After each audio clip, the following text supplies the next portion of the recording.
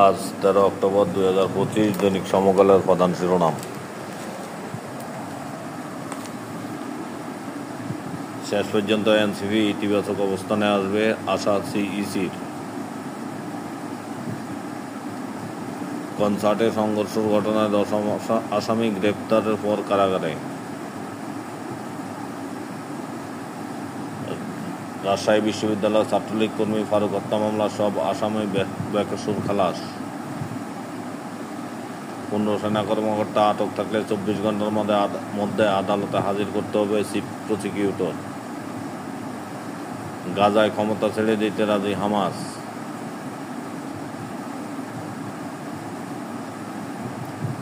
পাকিস্তান আফগানিস্তান সংঘাতের নেপথ্যে কি, আল জাজিরার এক্সপ্লেইনার। এনসিপির কেন্দ্রীয় সংগঠক মুনতাসির মাহমুদকে সাময়িক অব্যাহতি।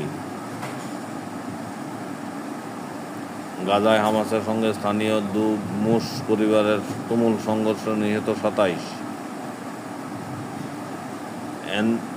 এনসিটিবির কার্যকর স্বায়ত্তশাসন ও স্বচ্ছতা চায় টিএবি।